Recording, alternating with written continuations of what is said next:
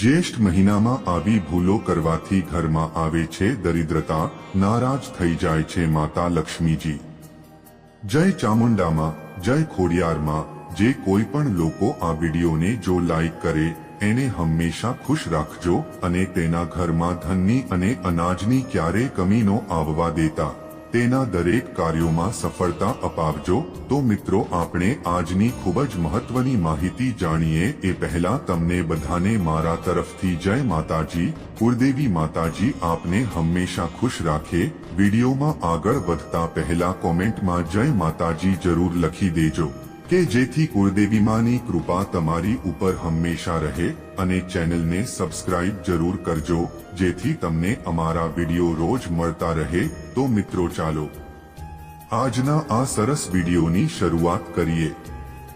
એવી ધાર્મિક માન્યતા છે કે ભગવાન હનુમાન જ્યેષ્ઠ મહિનામાં ભગવાન રામને મળ્યા હતા। તેથી આ મહિનાના મંગળવારે ઉપવાસ કરવાથી ભક્તોને સારા ફળની પ્રાપ્તિ થાય છે। આ મહિના દરમિયાન કેટલાક કાર્યો એવા છે જેને વર્જિત માનવામાં આવે છે। એવા કાર્યો કરવાથી વ્યક્તિ માટે ઘણી સમસ્યાઓ ઊભી થઈ શકે છે। હિન્દુ ધર્મમાં દરેક મહિનાનું વિશેષ મહત્વ છે। હિન્દુ કેલેન્ડર અનુસાર જ્યેષ્ઠ એ વર્ષનો ત્રીજો મહિનો છે અને આ મહિનાને જેઠ મહિનો પણ કહેવામાં આવે છે। તમને જણાવી દઈએ કે આ વર્ષે જ્યેષ્ઠનો મહિનો 24 મેથી શરૂ થઈ ગયો છે, જે 23 જૂન સુધી રહેશે। આ મહિનો ખૂબ જ ખાસ છે કારણ કે આ મહિનામાં ભગવાન શનિનો જન્મ થયો હતો। હિન્દુ કેલેન્ડર મુજબ આ વર્ષે શનિ જયંતિ 6 જૂને છે। આ દિવસે એવી માન્યતા છે કે શનિદેવની પૂજા કરવાથી વ્યક્તિને સાડાસાતી અને ઢૈયાથી રાહત મળે છે।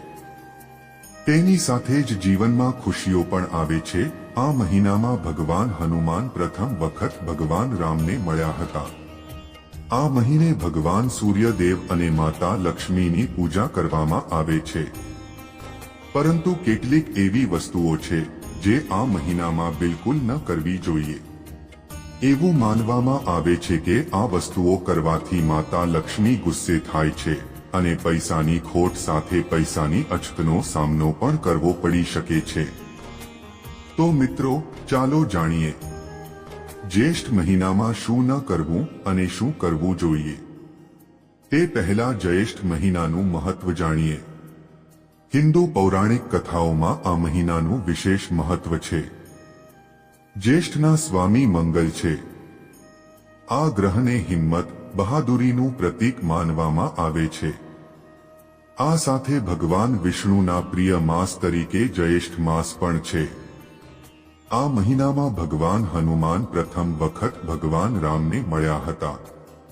આ કારણોસર જ્યેષ્ઠ મહિનામાં આવતા દરેક મંગળવારને મોટા મંગળ અથવા મહામંગલ તરીકે ઓળખવામાં આવે છે। તો મિત્રો, જાણીએ કે આ મહિનામાં કેવા કાર્યો ન કરવા જોઈએ। એક, એવું માનવામાં આવે છે કે જ્યેષ્ઠ મહિનામાં રીંગણનું સેવન ન કરવું જોઈએ કારણ કે તેને ખાવાથી દોષ લાગે છે અને રોગ થાય છે। આ મહિનામાં રીંગણનું સેવન કરવું એ સંતાન માટે પણ હાનિકારક છે। 2, હિન્દુ ધર્મમાં સૂર્ય પૂજાનું વિશેષ મહત્વ છે।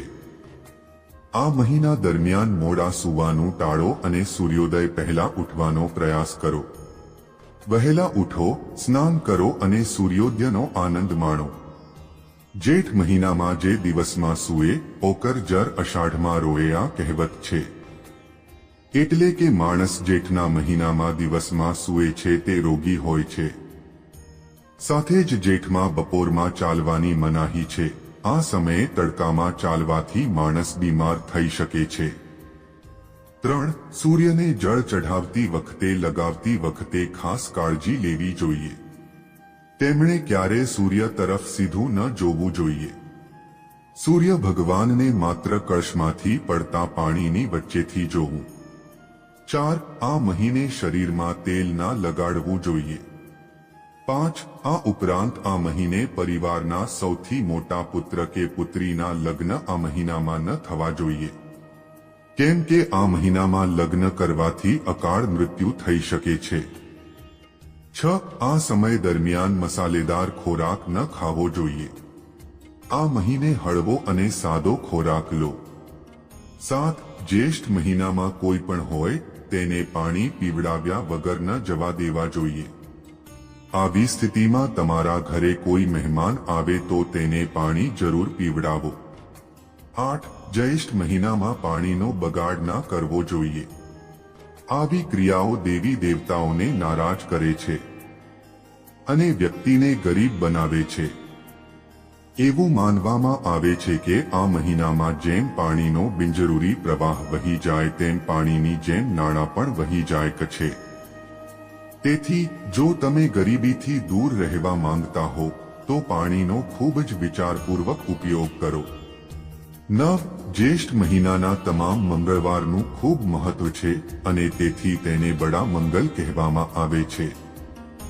જ્યેષ્ઠ મહિનાના કોઈ પણ મંગળવારે કોઈને પૈસા ઉધાર ન આપો અથવા કોઈ પાસેથી પૈસા ઉધાર ન લો. નહીંતર મંગળવારે નાણાંનો આ પ્રકારનો વ્યવહાર તમને દેવાના બોજ હેઠળ ધકેલી દેશે અને તમને વધુને વધુ ગરીબ બનાવી દેશે.